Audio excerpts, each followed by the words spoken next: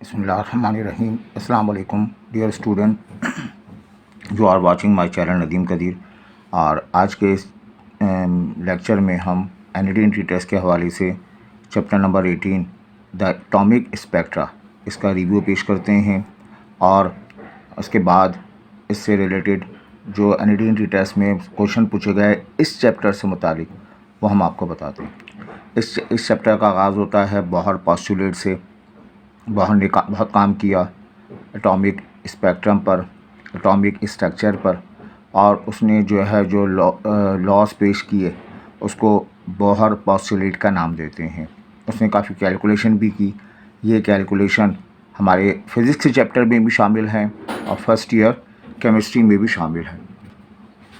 But इसमें loss को postulate का नाम दिया। इसका पहला पोस्टुलेट था इलेक्ट्रॉन मूव करता है around the nucleus in the circular form in an orbit। Circular orbit के अराउंड जो है मूव करता है। इलेक्ट्रॉन हर जगह नहीं पाया जाता, पर्टिकुलर ऑर्बिट में पाया जाता है। उन ऑर्बिट अगर कोई पार्टिकल मूव कर रहा है तो उसमें एनर्जी भी होगी, उसमें मोमेंटम भी होगा। अगर सर्कुलर पाथ में मूव कर रहा है तो उसमें जो मोमेंटम है वो एंगुलर मोमेंटम कहलाता है। तो electron around the nucleus circular path में मूव करेगा, उसका एंगुलर मोमेंटम mvr के बराबर है। तो पोस्टुलेट ये कहता है कि इलेक्ट्रॉन उन ऑर्बिट पे पाया जाता है जहाँ पर उस इलेक्ट्रॉन का एंगुलर मोमेंटम क्या हो, integral multiple of h/2 integral multiple मतलब n टाइम्स h/2 के बराबर है। यहाँ n की वैल्यू 1 हो सकती है, n की वैल्यू 2, n की वैल्यू 3, n की वैल्यू 4 नेचुरल नंबर होगी। इनको क्वांटम नंबर का नाम दिया जाता है। ठीक है। h इसमें प्लांक कांस्टेंट है और इस प्लांक कांस्टेंट की वैल्यू आपने याद रखनी है 6.625 इंटू 10⁻⁻34। ना सिर्फ वैल्यू याद रखनी है, इसका जो है वो यूनिट भी याद रखना है जो एंगुलर मोमेंटम के बराबर है, जूल इंटू सेकेंड के बराबर है। ठीक है बेटा। तो इलेक्ट्रॉन सिर्फ उन ऑर्बिट पर मूव करेगा जहाँ पर उस इलेक्ट्रॉन का एंगुलर मोमेंटम जो है n टाइम h/2 के बराबर होगा। सेकंड पोस्टुलेट ये कहता है इलेक्ट्रॉन जब ऑर्बिट में मूव कर रहा होता है तो वो किसी किस्म की एनर्जी को रिलीज़ नहीं करता। सही। मैक्सवेल के मुताबिक इलेक्ट्रॉन जब ऑर्बिट में मूव करता है तो वो एनर्जी रिलीज़ करता है, लेकिन बॉहर ने इस ऑप्शन को रद्द किया और कहता है जब तक total energy of electron remain constant, electron की एनर्जी जो है कांस्टेंट रहती है एज लॉन्ग एज, उस वक्त तक जब तक वो सेम ऑर्बिट में रहता है। यह इलेक्ट्रॉन फर्स्ट ऑर्बिट में है, जब तक ये फर्स्ट ऑर्बिट में है टोटल एनर्जी कंजर्व रहेगी इसकी। यहाँ n = 2, n = 1, n = 2, orbit number 2। यहाँ पे इलेक्ट्रॉन अगर मूव कर रहे हैं तो वो ऑर्बिट 2 ही मूव करते रहेंगे और उस वक्त तक उनकी एनर्जी कांस्टेंट रहेगी जब तक ये ऑर्बिट चेंज ना करे। तीसरा बड़ा इंपॉर्टेंट पॉइंट है, यहाँ से मॉडर्न फिजिक्स की बहुत बड़ी ब्रांच जो है वो इमिट होती है। वो ये कहता है when electron jump from initial orbit to of energy EI to final orbit of energy EF। Electron को करार नहीं है, इलेक्ट्रॉन जंप करते रहते हैं। दो किस्म के जंप होते हैं। पहला जो ऑर्बिट है उस ऑर्बिट को नाम देंगे n = 1 और दूसरा ऑर्बिट को n = 2, तीसरा ऑर्बिट को n = 3। जैसे जैसे हम ऊपर जाते रहते हैं एनर्जी जो है वो बढ़ती रहती है, ऑर्बिट की एनर्जी बढ़ती रहती है, तो ये एनर्जी की ऑर्बिट बढ़ती रहती है। इलेक्ट्रॉन जंप करता है, इलेक्ट्रॉन जंप करेगा हाई एनर्जी से लो एनर्जी की तरफ। इलेक्ट्रॉन जंप करेगा कहाँ बेटा, हाई एनर्जी ऑर्बिट से लो एनर्जी ऑर्बिट की तरफ जो है जंप करेगा। सही। तो वो कुछ रेज इमिट करता है। सही। इमिशन रेज जो है वो रेज इमिशन होगी। इसका रिवर्स प्रोसेस भी होता है, लेकिन अभी हम सिर्फ इसको जंप वाली बात करेंगे। तो इलेक्ट्रॉन एक ऑर्बिट से दूसरा ऑर्बिट जंप करता है। इलेक्ट्रॉन हाई एनर्जी ऑर्बिट से लो एनर्जी ऑर्बिट पे जंप करता है। जैसे जैसे हम न्यूक्लियस के दूर होते रहते हैं एनर्जी लेवल बढ़ता रहता है, तो हाई एनर्जी लेवल से वो लो एनर्जी लेवल पर आएगा तो कुछ एनर्जी को इमिट करेगा, रेस की शक्ल में कुछ एनर्जी को इमिट करेगा। उन रेस को फोटोन का नाम दिया जाता है। उनकी कुछ एनर्जी होती है, वो एनर्जी एच न्यू के बराबर होती है। तो वही बात कहा गया, when electron jump from initial orbit E I to final orbit E F, E I की एनर्जी ज़्यादा है, ई एफ की एनर्जी कम है, अब photon of energy is emitted, energy का फोटोन डेवलप होगा। फ़र्ज़ करें यहाँ जो एनर्जी आ रही है वो ई आई है, यहाँ एनर्जी ई एफ है, तो इलेक्ट्रॉन ई आई से ई एफ की तरफ जंप करता है तो होगा ये कि हाई एनर्जी से लो एनर्जी तरफ आएगा, तो कुछ फोटोन जो है वो इमिशन की सूरत में फोटोन को जो है वो इमिट करेगा, रेस को इमिट करेगा। तो वो फोटोन की एनर्जी जो है ई आई माइनस ई एफ होगा, उसे डेल्टा ई कहेंगे। और बाहर ने कैलकुलेट किया, उस डेल्टा ई की वैल्यू एच न्यू के बराबर है। एच प्लांक कांस्टेंट है, न्यू फ्रीक्वेंसी है। हम जानते हैं वेलोसिटी का formula v equal to nu lambda. Photon की वेलोसिटी याद रखिएगा, जितने भी किसी भी किस्म के फोटोन निकले, फोटोन की वेलोसिटी जो है वो वेलोसिटी ऑफ लाइट के बराबर होती है। c लिखा न्यू लैम्डा, न्यू की वैल्यू आ गई c अपॉन लैम्डा। तो जो फोटोन निकलेगा उसकी energy H C upon lambda, H constant c constant, ये लैम्डा जो है वो वेरी करता रहेगा। सही, अगर वो किसी और ऑर्बिट से इस ऑर्बिट की तरफ आता है तब भी फोटोन निकलेगा, लेकिन लैम्डा की वैल्यू जो है वो एनर्जी भी डिफरेंट होगी और लैम्डा भी डिफरेंट हो जाएगा। ठीक है, ये 3 पासुलेट थे। अब आते हैं यहाँ पर हमारे पास बोहर ने डेरिवेशन की और डेरिवेशन करके बताया जैसे जैसे हम हाइड्रोजन एटम का को सेलेक्ट किया उसने और उसके ऑर्बिट के रेडियस का फार्मूला डेवलप किया R1 multiplied by N square. R1 की वैल्यू जो है वो पहले ऑर्बिट की वैल्यू के शेल की रेडियस की वैल्यू 0.053 नैनोमीटर है। नैनोमीटर का मतलब 10⁻⁻⁹ मीटर के बराबर है। इस रेडियस को बोहर रेडियस का नाम देते हैं, वैल्यू याद रखिएगा, पूछा जा सकता है। ये बड़ी इंपॉर्टेंट बात है कि जब इलेक्ट्रॉन किसी भी ऑर्बिट में होगा तो हर ऑर्बिट की एनर्जी का फार्मूला कैलकुलेट किया -13.6 एन स्क्वायर इलेक्ट्रॉन वोल्ट। अगर इलेक्ट्रॉन फर्स्ट ऑर्बिट पे होगा एन की जगह 1 का स्क्वायर रिप्लेस कर देंगे तो फर्स्ट इलेक्ट्रॉन पे इलेक्ट्रॉन की ऑर्बिट की एनर्जी जो है वो -13.6 इलेक्ट्रॉन वोल्ट होती है। सबसे कम होती है, लीस्ट एनर्जी वाला जो है ये ऑर्बिट होता है। और जब वो सेकंड ऑर्बिट की तरफ जाएगा, हम सेकंड ऑर्बिट की तरफ देखें,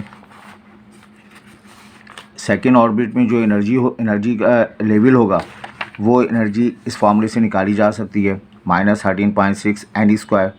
अब क्वांटम नंबर 2 है, ऑर्बिट नंबर 2 है तो 2 का स्क्वायर लिख देंगे, सिंप्लीफाई किया -3.6 इलेक्ट्रॉन वोल्ट। ये ज़्यादा है, माइनस में जितना कम होगा उतना ज़्यादा हो जाएगा, -3.4 इसके मुकाबले में बहुत ज़्यादा है। 10.2 का फ़र्क आ गया इलेक्ट्रॉन वोल्ट का। ठीक है, अब जो वेव निकलती हैं इलेक्ट्रॉन के मूव करने से हाई एनर्जी लेवल से लो एनर्जी लेवल पे, जब वो जंप करता है तो अपनी ज़ायद एनर्जी को रिलीज़ कर देता है फोटोन की शक्ल में। उस फोटोन की फ्रीक्वेंसी भी है, वेवलेंथ भी है, एनर्जी भी है। वेवलेंथ मालूम करने के लिए रेडबर्ग ने काम किया 1/λRh 1/nf square minus ni square. nf final orbit, ni initial orbit, और रेडबर्ग कांस्टेंट की वैल्यू 1.09 × 10⁻⁷ पर मीटर के हिसाब से है। अब हाइड्रोजन सीरीज़ जो है पूछी जाती है, यह हाइड्रोजन सीरीज़ जो है वो इलेक्ट्रॉन के मूवमेंट पे डिपेंड करती है। अब हम यहाँ पे इमेजिन करें n = 1 पहला क्वांटम नंबर, फर्स्ट शेल की बात करें, फिर n = 2, इसमें एनर्जी लेवल बहुत ज़्यादा है तो ज़्यादा गैप बनाया, फिर एनर्जी लेवल कम हो जाएगा n = 3, n = 4 और डॉटेड के साथ n = इन्फिनिटी। तो मुख्तलिफ़ लोगों ने काम किया बोहर के साथ मिलकर, तो एक साइंटिस्ट ने जो वर्क किया उसने बताया ये, जब हाइड्रोजन में मौजूद इलेक्ट्रॉन सेकंड ऑर्बिट से हाई एनर्जी लेवल से जंप करके फर्स्ट एनर्जी लेवल पर आते हैं तो ये फोटोन को इमिट करेंगे। जब third energy high energy level से इलेक्ट्रॉन मूव करके ग्राउंड स्टेट कहलाती है, ये ग्राउंड स्टेट कहलाती है। जब फोर्थ लेवल से इलेक्ट्रॉन जंप करके ग्राउंड स्टेट पर आते हैं तो वो कुछ एनर्जी को रिलीज़ कर देते हैं। इस फोटोन को, इन रेस को जो ग्राउंड स्टेट में पहुंचने की वजह से निकलती हैं, इन रेस को, इन फोटोन को जो है वो अल्ट्रावायलेट रेज़ का नाम देते हैं। ये अल्ट्रावायलेट रेज़ होती हैं और बाकायदा इसको इस लाइन स्पेक्ट्रम की मदद से रिज़र्व किया गया, डेवलप करके बताया गया अल्ट्रावायलेट रेज़ हैं ये। और इस किस्म की सीरीज़ जो हासिल होती है उस सीरीज़ को हम के नाम से, उस साइंटिस्ट के नाम से उसको हम लेमन सीरीज़ का नाम देते हैं। तो लेमन सीरीज़ क्या है?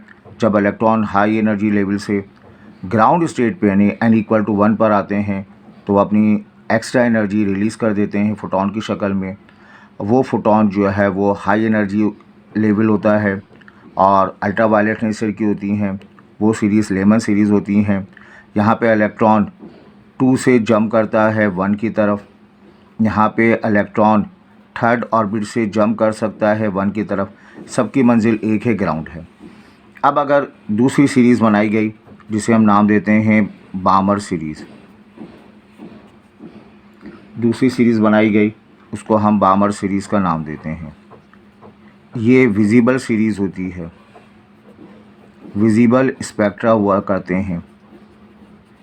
सही, ये कब होता है? जब इलेक्ट्रॉन, ये हमने लेबल बनाए हैं, अब जितने भी इलेक्ट्रॉन हैं हाई एनर्जी के, वो फर्स्ट में नहीं, वो कहाँ स्टे करेंगे? थर्ड से सेकंड पे स्टे करेंगे। फोर्थ से जंप करके सेकंड पर आएंगे, फिफ्थ से जंप करके सेकंड पर आएंगे और इन्फिनिटी से जंप करके सेकंड पर आएंगे। सबका जो है वो मंजिल, डेस्टिनेशन सेकंड ऑर्बिट होगा। तो उस वक्त जो रेज़ इमिट होंगी, उस वक्त जो फोटोन या रेज़, फोटोन इमिट होंगे रेज़ की शक्ल में, वो फोटोन, वो रेज़ जो है वो विजिबल नेचर की होती हैं। उनको हम नाम देते हैं, बामर सीरीज़ का नाम दिया जाता है। यहाँ पे क्या होगा? 3 से इलेक्ट्रॉन जो है मूव करेगा जंप 2 पर, ऑर्बिट 4 से जंप कर सकता है 2 पर, ऑर्बिट 5 से जंप कर सकता है वो 2 पर। याद रखिएगा ये विजिबल नेचर की होती हैं, इनको बामर सीरीज़ का नाम दिया जाता है। अब तीसरी टाइप की सीरीज़ है, यहाँ इलेक्ट्रॉन हाई एनर्जी से लो एनर्जी की तरफ आते हैं। हम जैसे ऊपर जाते रहते हैं हाई एनर्जी है। अब तमाम इलेक्ट्रॉन की मंजिल जो है वो 3 है, मतलब 4 से जंप करके 3 की तरफ आएंगे, 5 से जंप करके थर्ड की तरफ आएंगे और हाई एनर्जी से जंप करके थर्ड की तरफ आएंगे। तमाम के तमाम इलेक्ट्रॉन जो है वो लेवल 3 पर आ रहे होंगे। तो उस सीरीज़ को हम, उस स्पेक्ट्रम को पासन सीरीज़ का नाम देते हैं। जो फोटोन डेवलप होते हैं, जो रेज़ डेवलप होती हैं, वो जो है वो सीरीज़ पासन सीरीज़ कहलाती हैं। इनकी नेचर इंफ्रारेड होती है, लो एनर्जी की होती हैं, इंफ्रारेड होती हैं। एनर्जी लेस होगी और फ्रीक्वेंसी भी लेस हो जाएगी, लेकिन लैम्डा जो है वो ग्रेटर मिलेगा यहाँ पर, क्योंकि ई जो है वो बराबर है एच लैम्डा के। तो एनर्जी और वी, जैसे से हम अपना लेवल को, ग्राउंड लेवल को हम बढ़ाते जाते हैं, एनर्जी कम फोटोन की एनर्जी कम मिलना शुरू हो जाती है, फ्रीक्वेंसी भी कम होना शुरू हो जाती है। लेकिन क्योंकि फ्रीक्वेंसी और लैम्डा रेसिप्रोकल है, लैम्डा उसका जो है बढ़ता रहता है। तो अगर तमाम इलेक्ट्रॉन की मंजिल 3 है, 3 पे आके वो स्टे करते हैं, तो उस सीरीज़ को पासन सीरीज़ का नाम दिया जाता है। अब एक और साइंसदान ब्रैकेट ने बताया कि इलेक्ट्रॉन जो है वो हाई एनर्जी से लो एनर्जी की तरफ मूव करेंगे और हर मर्तबा इलेक्ट्रॉन की मंजिल जो है वो चौथा ऑर्बिट होगी, यानी 5th ऑर्बिट से वो 4th पर आएंगे, 6 ऑर्बिट से वो 4 पर आएंगे, 7 ऑर्बिट से वो 4 पर आएंगे और एनर्जी से 4 पर आएंगे। तो उस सूरत में जो सीरीज़ निकलेगी वो ब्रैकेट सीरीज़ कहलाएगी। ये भी इंफ्रारेड होती हैं, लेकिन थोड़ी फार इसमें ज़्यादा जो है फ़र्क होगा, ज़्यादा एनर्जी कम होगी। तो इस सीरीज़ को ब्रैकेट सीरीज़ का नाम देते हैं, जहाँ पर तमाम के तमाम जितने भी हाइड्रोजन मूव करते हैं उन तमाम की मंजिल जो है 4 है। कहाँ से मूव करेंगे? 5 से 6 पर, 6 पे 4 पर, 7 से 4 पर। और एक लास्ट सीरीज़ हमारे पास है, उस लास्ट सीरीज़ को फंड सीरीज़ का नाम देते हैं। यहाँ पर 1 नहीं होगा, 2 नहीं होगा, 3 नहीं होगा, 4 नहीं होगा, तमाम के तमाम इलेक्ट्रॉन जो है वो 5th पर आकर जो है वो स्टे करेंगे। ये भी फार इंफ्रारेड, इसके मुकाबले में और ज़्यादा जो है वो दूर इंफ्रारेड वाली सीरीज़ हमें हासिल होती है। ये विजिबल नहीं होती, सही ना। सिर्फ और सिर्फ विजिबल कौन सी है? बामर सीरीज़। तो सवाल पूछा जा सकता है कौन सी सीरीज़ जो है विजिबल है, तो बामर सीरीज़ है। कौन सी सीरीज़ अल्ट्रावायलेट है, तो आप कह देंगे लेमन सीरीज़ अल्ट्रावायलेट है। लेमन सीरीज़ कब आती हैं? जब सारे के सारे हाई एनर्जी के लेवल 1 पर आते हैं। बामर सीरीज़ कब मिलती है? जब सारे इलेक्ट्रॉन अगर मूव करना चाहें तो वो स्टे कर रहे हों, सेकंड लेवल पर स्टे कर रहे हों। और तो इस किस्म की सीरीज़ जो है वो तीसरी सीरीज़ पार्शियल सीरीज़ है, फिर ब्रैकेट सीरीज़ है, फिर जो है वो फंड सीरीज़ है। तो हमारे पास अल्ट्रावायलेट सीरीज़ हासिल हो गई, विजिबल सीरीज़ हासिल हो गई, फिर उसके बाद जो है वो इंफ्रारेड, इंफ्रारेड के बाद फार इंफ्रारेड, अल्ट्रावायलेट कौन सी हैं? लेमन सीरीज़ हैं। विजिबल कौन सी हैं? बामर हैं। इंफ्रारेड जो है वो पास्चिन है। फार इंफ्रारेड जो है वो ब्रैकेट हैं और उसके अलावा फंड सीरीज़ है। ये इन सब में एनर्जी जो है वो इन सब की ग्रेटर हो जाएगी। इसके मुकाबले में सबसे ज़्यादा एनर्जी यहाँ मिलेगी, सबसे ज़्यादा फ्रीक्वेंसी इनकी मिलेगी और लैम्डा सबसे कम इसका होगा, लैम्डा सबसे कम इसका होगा और सबसे ज़्यादा जो है इसका हमें लैम्डा मिलेगा। आई होप ये क्लियर है। अब बेटा एक लास्ट टॉपिक हमारे पास है एक्स रेज़। एक्स रेज़ की डेवलपमेंट हम करते हैं। एक्स रेज़ आपने पढ़ा कि एक्स रेज़ की शेप जो है वो इस किस्म की हमारे पास एक्स रेज़ का एवोकेटेड ट्यूब में जनरेट किया जाता है। इसमें सर्किट बनाया जाएगा और एक फिलामेंट में उसको नेगेटिव टर्मिनल से जोड़ दिया जाता है। बहुत ही हाई लेवल, हाई टेंशन तकरीबन 20,000 वोल्ट से जो है प्रोवाइड किया जाता है। तो बहुत ही स्पेशल किस्म का जो है वो अरेंजमेंट किया जाता है। ये टारगेट है, इस टारगेट पर इलेक्ट्रॉन की बम्बार्डमेंट की जाती है। जब इलेक्ट्रॉन इस फिलामेंट से निकलकर इस टारगेट को हिट करते हैं तो कुछ एनर्जी जो है वो से स्कैटर्ड हो जाते हैं और बाकी एनर्जी जो है वो रेस की शक्ल में जो है वो इमिट करते हैं। इन रेस को एक्स रेज़ का नाम देते हैं। ये टारगेट पॉजिटिव टर्मिनल से जुड़ा होता है। ये नेगेटिव टर्मिनल इलेक्ट्रॉन यहाँ से पुश होके पॉजिटिव टर्मिनल की तरफ जाते हैं। तो इस किस्म की अरेंजमेंट नाम दिया जाता है किसका? एक्स रेज़ का नाम दिया जाता है। ठीक। अब यहाँ होता क्या है, हमारे पास जो टारगेट है ये टारगेट हमारे पास है। इस टारगेट में इलेक्ट्रॉन की बम्बार्डमेंट की जाती है। इलेक्ट्रॉन बहुत हाई एनर्जेटिक इलेक्ट्रॉन की बम्बार्डमेंट की जाती है। 20,000 किलोवाट की एनर्जी इसमें दी जाती है। तो ये जो है वो इस टारगेट के न्यूक्लियस को हिट करता है और जो है कुछ लो एनर्जी के साथ जो है वो बाहर निकल जाता है। बाकी जो एनर्जी होगी वो एनर्जी एक्स रेज़ की सूरत में जो है वो हमें मिलती है। इसको बड़ा जो है प्रोटेक्टेड रूम में इसको इस्टेब्लिश किया जाता है। अगर आपका इत्तेफाक हो किसी एक्सरे वगैरह कराने का तो आपने देखा ये स्पेशल रूम में होता है। तो ये वेव इंटरेक्शन है किसी पार्टिकल का रेस की सूरत में जो निकलना, पार्टिकल है और उसकी मदद से रेस डेवलप की जाती हैं। तो ये X rays particle theory of light को भी रिप्रेजेंट करता है। अब देखें यहाँ पे वही बातें हमने की। The most common method of producing X ray bombardment heavy atom दिखाया गया विद इलेक्ट्रॉन, इलेक्ट्रॉन के साथ उनकी बम्बार्टमेंट की जाती है और जो एक्सेलरेट किया जाता है 1000 वोल्ट्स, बहुत हाई वोल्टेज के साथ, तो उस सूरत में एक्स रेज डेवलप होती हैं। ये टारगेट हमारे पास है। Incident electron, high energy electron को हिट किया गया तो ये कुछ एनर्जी से ये वापस चला जाएगा, कुछ एनर्जी से ये रिलीज़ हो जाता है बहुत लो एनर्जी के साथ, और बाकी एनर्जी जो है वो एक्स रेज की वेज में, एक्स रेज की फॉर्म में जो है वो प्रोवाइड करता है। Electron dead scatter from nucleus, इस न्यूक्लियस से जो इलेक्ट्रॉन्स रिमिट होते हैं, target atom loses kinetic energy, अपनी काइनेटिक एनर्जी लूज़ करता है। ये एनर्जी जो है वो जो इलेक्ट्रॉन लॉस करता है, ये क्योंकि एनर्जी जो है वो ना तो क्रिएट की जा सकती है ना डिस्ट्रॉय की जा सकती है, जितनी एनर्जी इसकी लॉस होती है उतनी ही एनर्जी का एक्स रेज डेवलप होता है। Loss is kinetic energy, the energy loss by electron appears energy of X rays photon that radiate away from the site of encounter. तो काइनेटिक एनर्जी जो हमारे पास इलेक्ट्रॉन की है ये आलमोस्ट इक्वल होती है पोटेंशियल डिफरेंस जो 20,000 का हमने दिया, और ई काइनेटिक एनर्जी हाफ एनर्जी कहा जाए काइनेटिक एनर्जी का एंड फोटोन की एच न्यू के बराबर है। और इस एच न्यू की जगह हम क्या लिख सकते हैं, सी अपॉन लैम्डा। ये जो है एक्सरेज की इक्वेशन का एक फार्मूला है। इसमें H constant, Planck constant, C constant, V constant, E constant, E और लैम्डा हमें दिया जाएगा और उस सूरत में हम काम कर सकते हैं।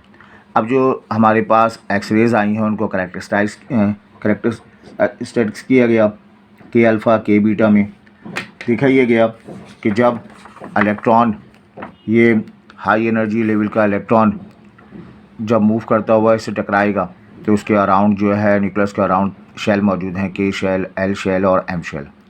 जब ये हाई एनर्जी इलेक्ट्रॉन के शेल पर टकराता है तो के शेल में मौजूद इलेक्ट्रॉन को जो है वो बासानी तौर पर अपनी हाई एनर्जेटिक होने की वजह से इसको रिलीज़ कर देता है, इसको निकाल बाहर करता है और ख़ुद लो एनर्जी के साथ जो है वो आगे मूव कर जाता है।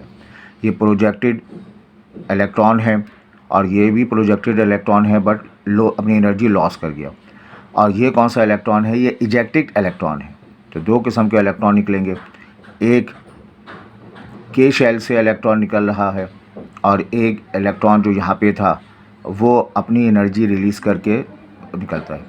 अब होता है ये जो के शेल का इलेक्ट्रॉन है ये खाली हो जाता है, तो ये जो के शेल के इलेक्ट्रॉन खाली होते हैं इसको भरने के लिए कौन दौड़ लगाता है, एल शेल का इलेक्ट्रॉन दौड़ लगाता है। अगर एल शेल का इलेक्ट्रॉन दौड़ लगाएगा तो ये अपनी एनर्जी को रिलीज़ करेगा, इस एनर्जी को रिलीज़ करेगा, इस फोटोन को रिलीज़ करेगा। इस फोटोन को क्या नाम देते हैं, के अल्फ़ा एक्स रे का नाम देते हैं। इसकी एनर्जी बहुत हाई होती है।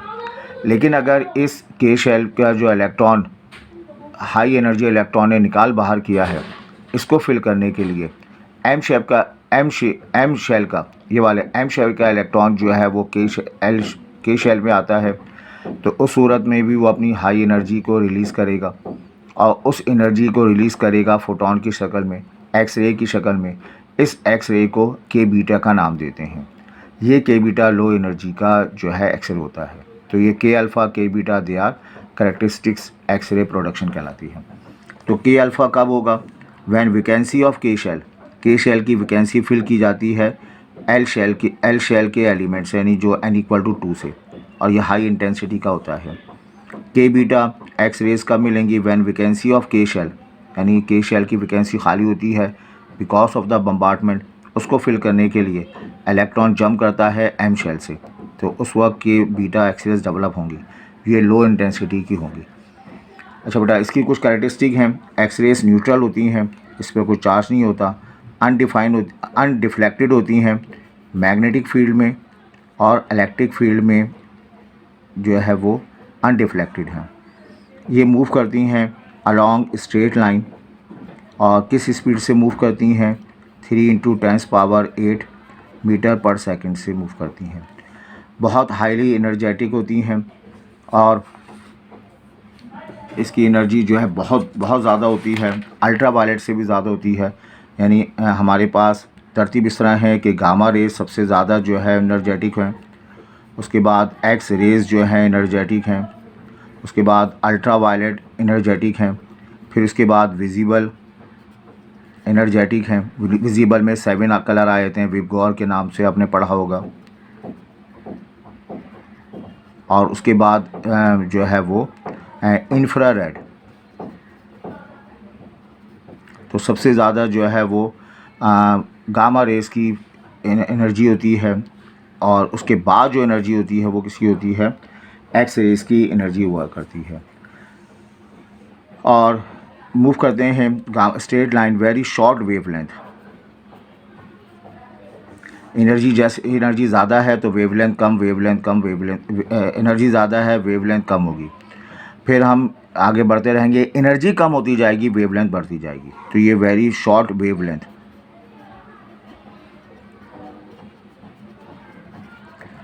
X rays are invisible, X rays को देखा नहीं जा सकता। सिर्फ किस रेज को देख सकते हैं हम, विजिबल रेज को देख सकते हैं, अल्ट्रा वायलेट को नहीं देख सकते, इंफ्रारेड को भी नहीं देख सकते।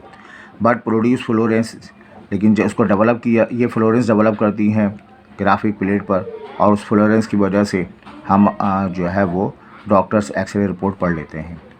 इनमें बेपनाह किस्म की आयनाइजिंग पावर होती है, गैस को ये आयनाइज कर देते हैं और गैस में मौजूद इलेक्ट्रॉन मेटल से, जब ये किसी मेटल पे पड़ते हैं तो वहाँ से इलेक्ट्रॉन निकालने का बाइस भी बनते हैं। तो ये हमारे पास रिव्यू था, उम्मीद है आपकी समझ में आया होगा, आपने चैप्टर्स पढ़े भी हैं। अब इसके बाद इसके एमसीक्यू कराए जाएंगे, उन एमसीक्यू को तवज्जो से पढ़िएगा तो इंशाल्लाह आपका कॉन्सेप्ट भी क्लियर होगा और बआसानी तौर पर एमसीक्यू भी अटेम्प्ट करेंगे। अपने दोस्तों के साथ शेयर करें, अपने कमेंट से आगाह करें और सब्सक्राइब तो बेटा ज़रूर करें।